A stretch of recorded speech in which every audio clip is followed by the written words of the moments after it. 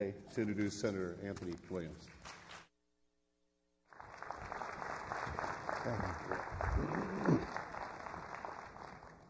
Good morning.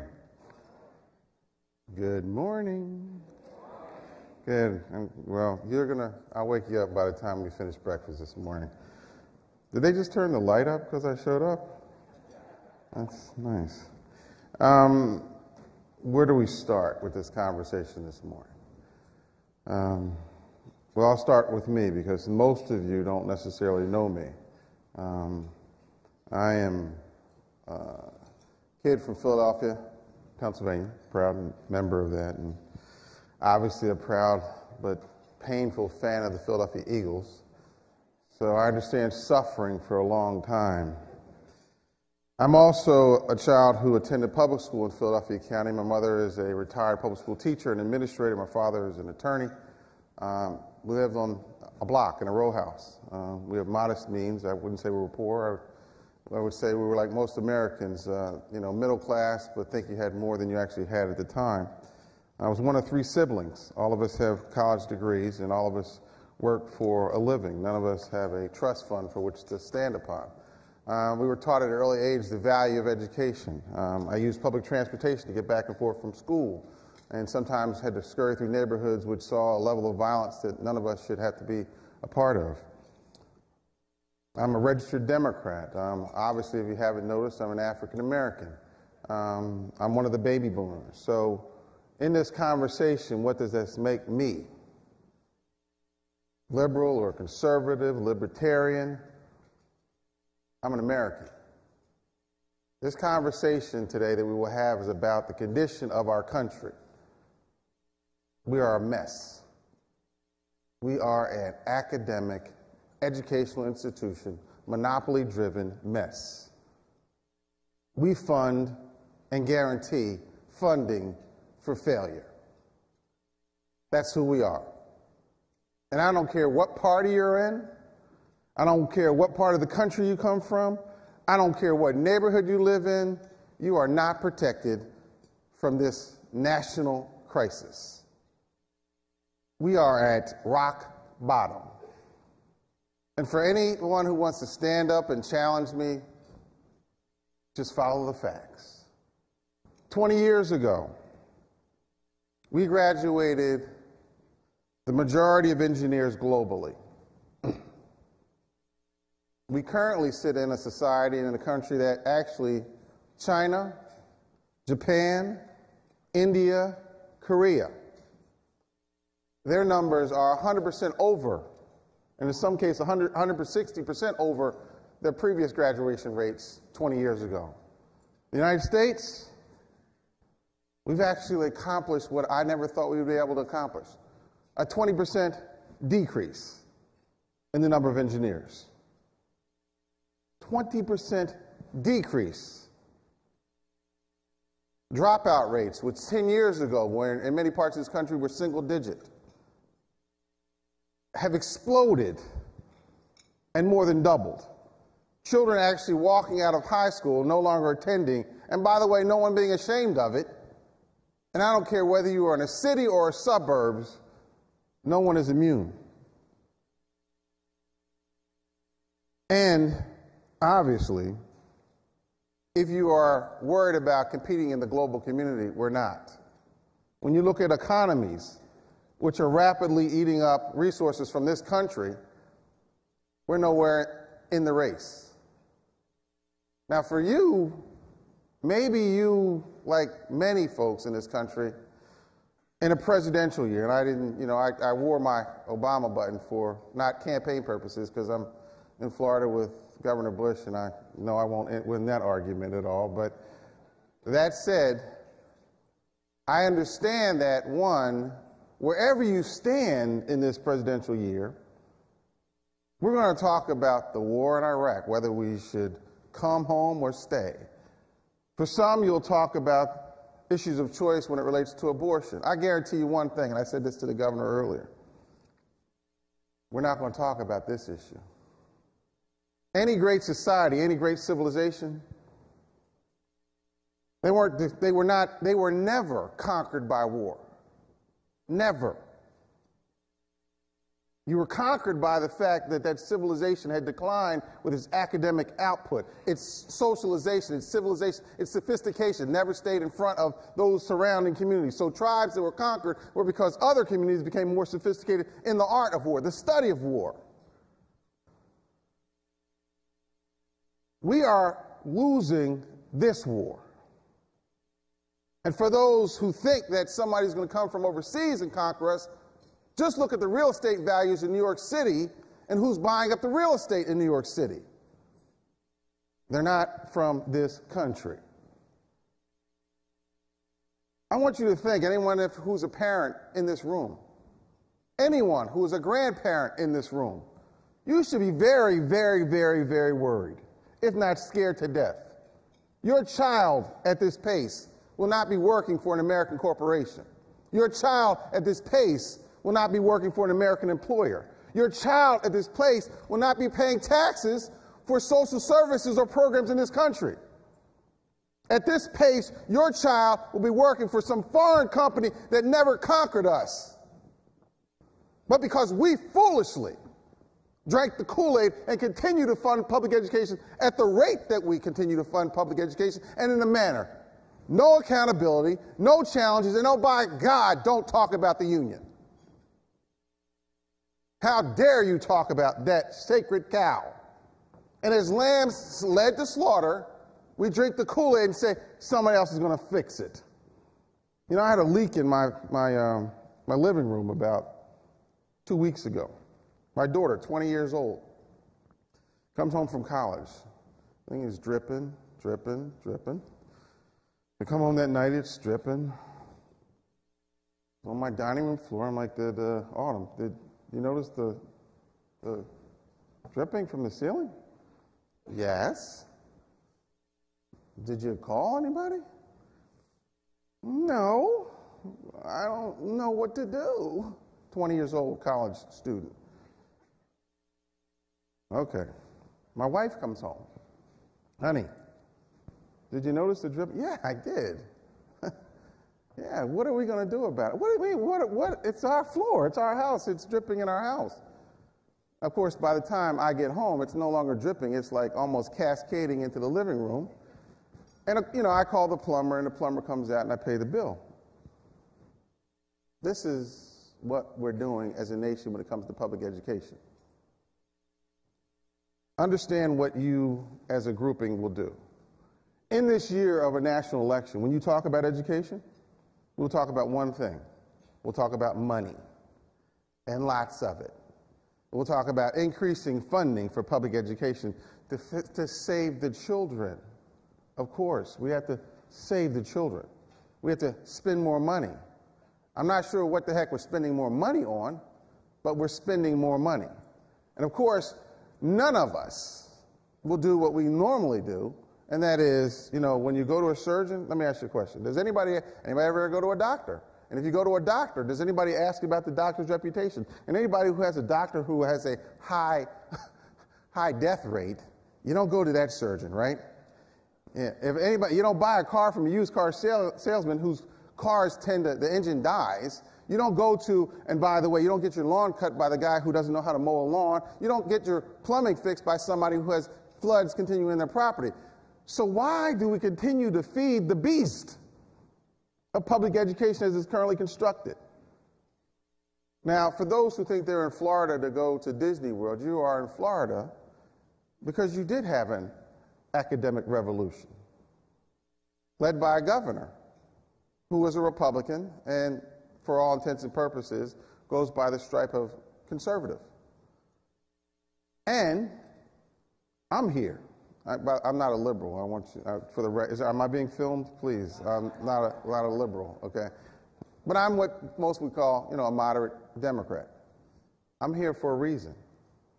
I'm here at crack of dawn talking to a bunch of people who are trying to eat their bacon, and I'm interrupting them because I believe that wherever you are, you have to face this fact that we are in the fourth quarter. I'm sorry for those who don't like sports. I love sports. I'm kind of passionate about it. We're in the fourth quarter of a contest that we are down by major scores. And the only thing that will save us is for us to take what is rightfully ours, that's our money, taxpayers' money, and begin to make those who use that taxpayers' money accountable. You know, I talked to the governor, and he reminded me that in New York City they're beginning to grade those academic professionals who run schools.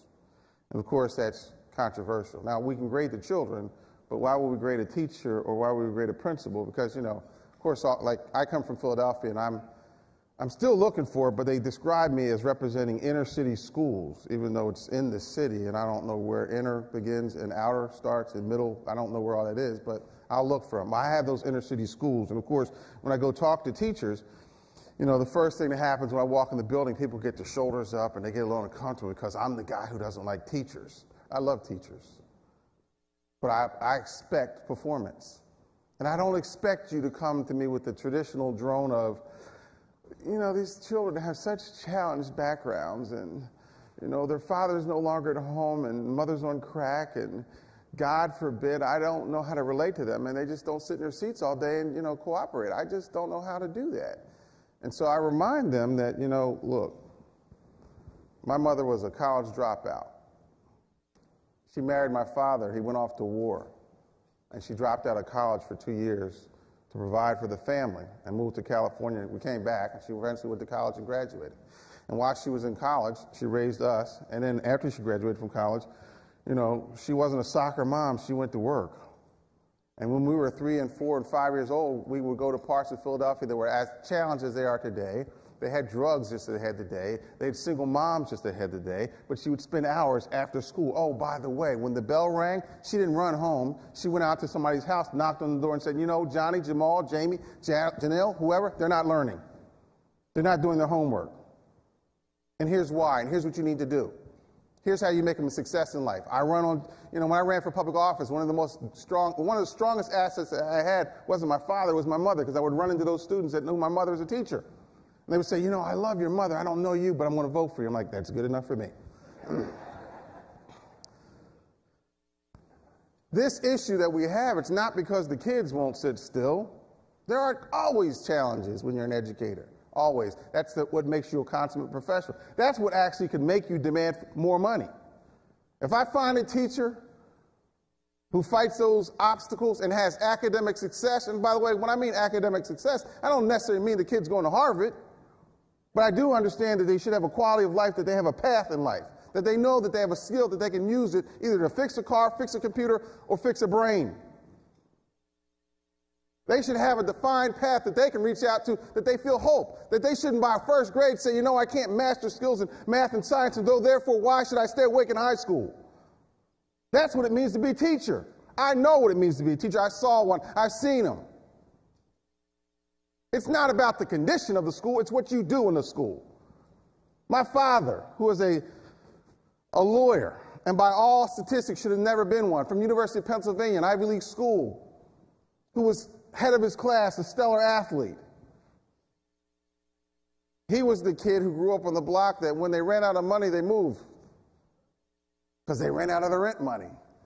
I mean, it was, you know, by the time I got to be an adult, I guess when he was a child it wasn't funny, but, you know, by the time I got to be an adult, we'd go into the old neighborhood and say, Hardy, you still owe rent money. Come over here. I mean, they would literally say that to him.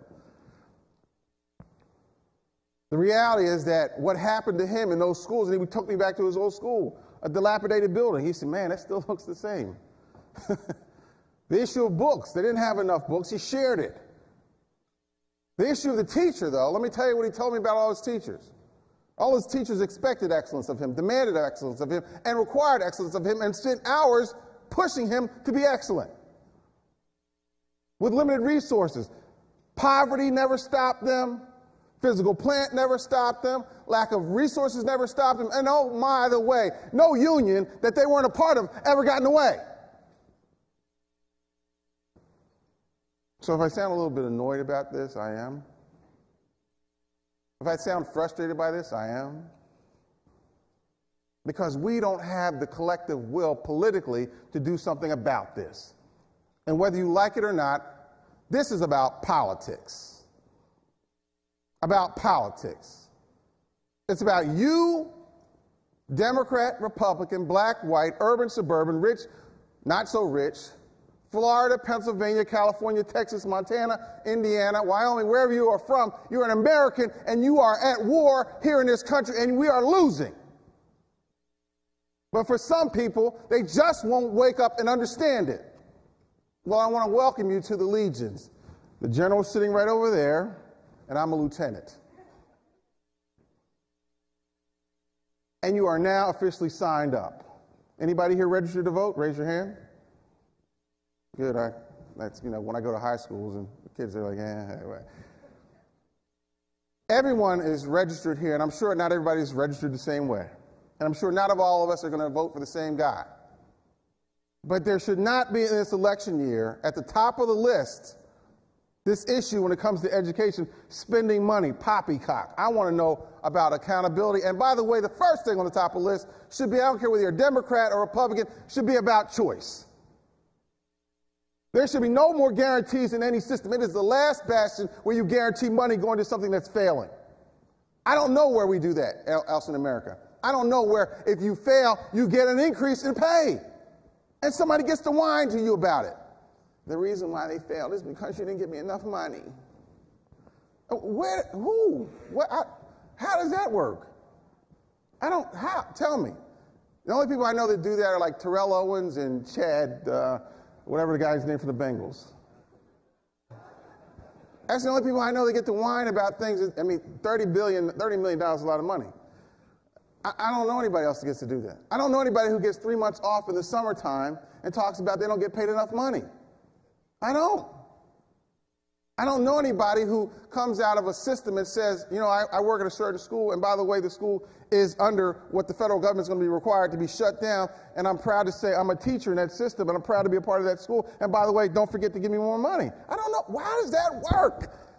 Is anybody pissed off this morning about this?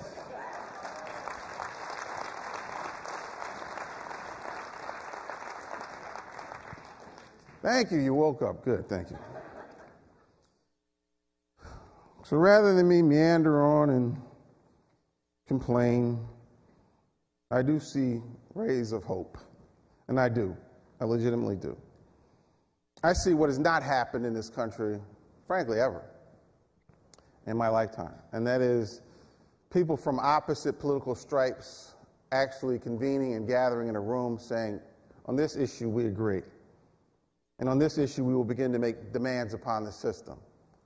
And on this issue, we will organize resources so those who believe what we believe will be supported in this process. And regardless of what we decide and whether we raise taxes, don't raise taxes, whether we think the social provided programs are appropriate or not appropriate, whether we believe that we should continue the war in Iraq or bring troops home, on this issue, we recognize it is not only a national crisis, it's about survival. And we will begin to join hands. That's why we have moments like this. And that's why I'm honored that the governor asked me to come here today. And I appreciate that, Governor. I really do. Let's thank him for his bold innovations.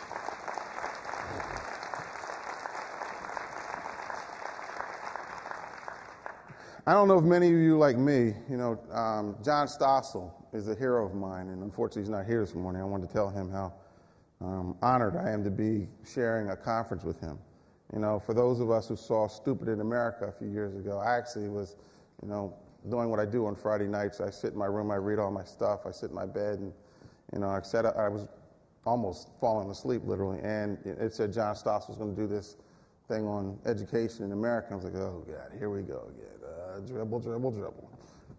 From the opening bell, he was telling us like he saw it and like it is. And people like that require our support collectively. There is an undercurrent, and the ray of hope is that there is an undercurrent. And the undercurrent is, at least in my district, when I first started this process, people would say to me, aren't you scared of what's going to happen to you politically? Aren't you scared that you may be unelected? Don't you think somebody's going to come out against you? And certainly aren't you concerned about the teachers union being a part of a process to remove you from office? And of course, what I told my dear friends is what you need to be concerned about is you, not me. Because if you follow what I follow in my district, every day people are asking me to transfer their kid from a violent and non-performing school. Every day parents are asking me to figure out a way to get their kids to a better school. Every day people, when I say, do you want choice? They'll say yes to me. The political leadership in this country is way behind where the people are. way behind where people are. And of course, Tom Ridge, former governor of Pennsylvania, another one of my heroes. When he first began his process of introducing choice in Pennsylvania, he was the governor, he was a Republican. The House was dominated by Republicans. The Senate was dominated by Republicans. I just knew we were going to get academic and educational choice in Pennsylvania. I didn't know Republicans didn't all agree on educational choice. Are there any Republicans in here? That's just a soft nudge. Catch up.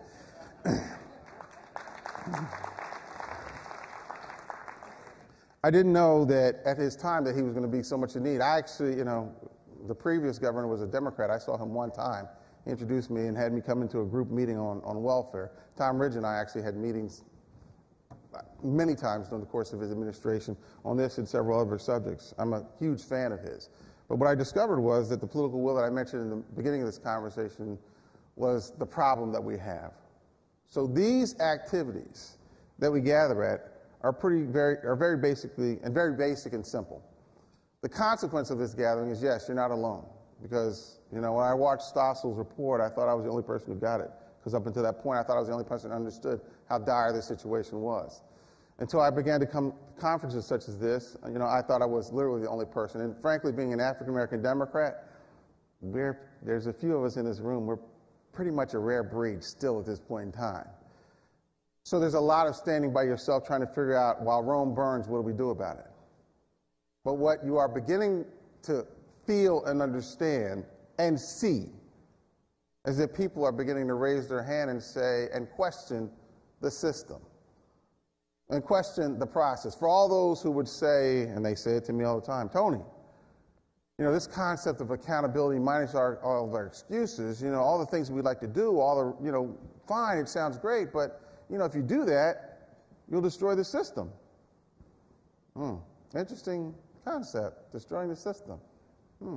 Because I introduced educational choice. That means full funding, the whole voucher, the whole money following the kid concept. That means all the taxpayers' money follows the kid. So you're telling me if I introduce that passes, the system is going to collapse? Absolutely. All the money's going to leave. Really? Huh. Okay. Well, why would it do that? Why would all the money leave the system? Because all the kids would leave. Huh. Why would they leave? I didn't hear what the answer was. Why would all the kids leave? Maybe because the schools are rotten. They don't provide and they don't educate children. And by the way, the kids know it. They know that the teacher is checked out by lunchtime. And we all know this. On average, we send these kids to all these school days, on average, 4 hours of education a day. 4 hours? Summer's off. God knows we're making up holidays to give them days off. 4 hours a day? The system has already collapsed. We're just sending money to a sieve, a sinking ship, and we're just putting water in it till it stays somewhat afloat. Those schools which excel will continue to be open. We have some great schools in Philadelphia. Masterman, School of the Arts. Those schools will never close. Matter of fact, suburbanites are trying to get their children in those schools. And by the way, some of them are, because they lie in reverse. Some lie to get their kids out of the system, some lie to get their kids in the system. So those kids, the teachers actually lie, and they put their kids in those schools. The reality is that the system just needs to be redefined.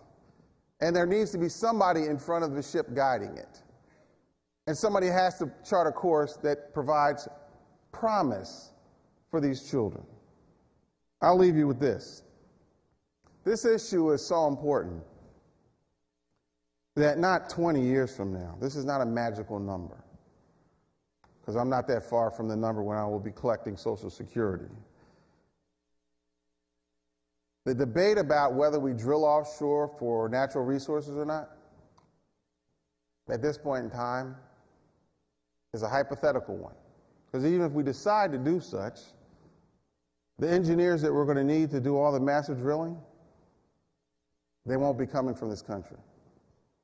Could you imagine We're going to drill for natural oil off the shores of this country, and we're going to import people from the Middle East to drill for the oil. Okay, I'm not going to say it again. Is anybody getting like PO'd about the whole conversation? This is very ironic.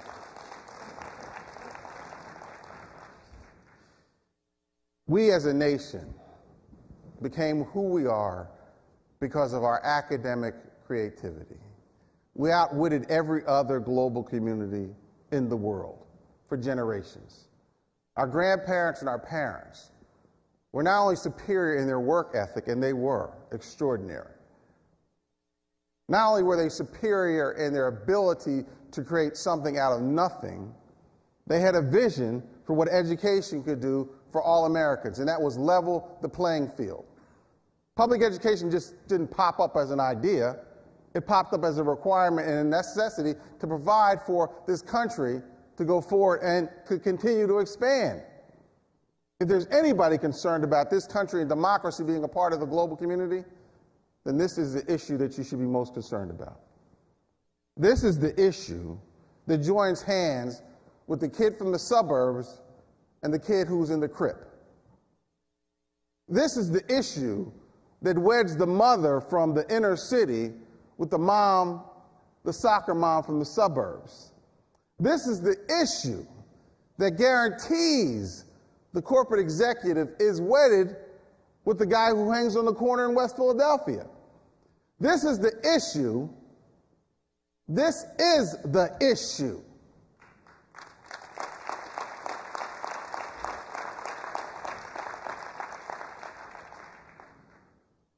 Salvation for us as a nation and a society and a civilization is centered upon our academic success.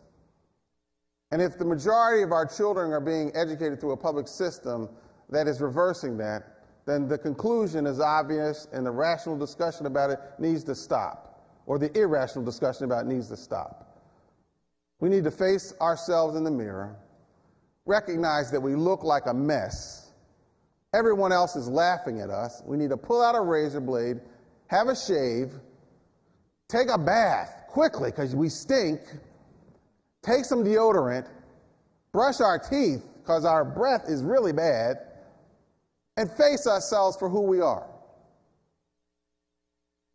Now, for anyone who's recovering anything in life, I don't care if you're a recovering addict or a recovering shopaholic or recovering glamour queen or whatever you may be, in this consideration, we are recovering addicts when it comes to public education. All of us. Let's just resolve ourselves. Hi, I'm Tony. I'm a recovering educational addict.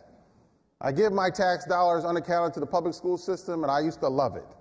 I couldn't wait to give up the tax dollars to the public education system. I was just happy to do it. Good morning.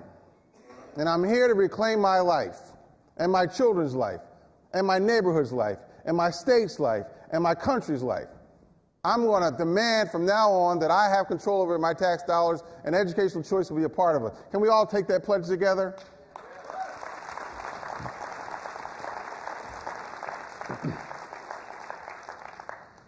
This is the year. This is the issue.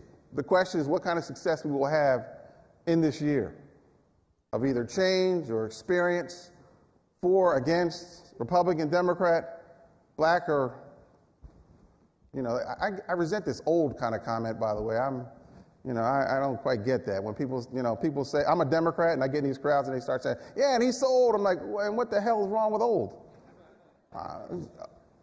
That said, this is this year. This is our year to make this a central part of the conversation. The forces that are in this room are able to do it. We are not the minority. We are the majority. We are the guiding principle. We are the beacon of hope. We are the ship that will guide this nation out of its troubled times. It is my hope that we will join the governor and all of us in a crusade to make this part of our national debate.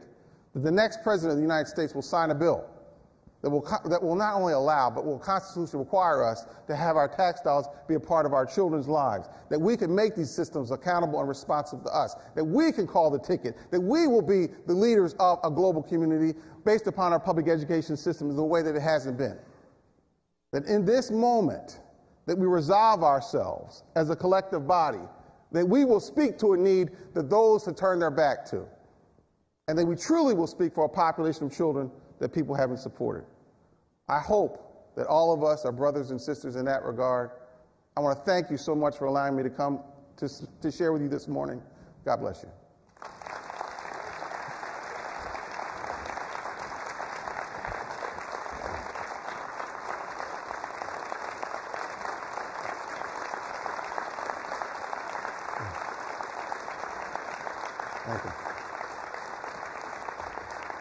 Thank you.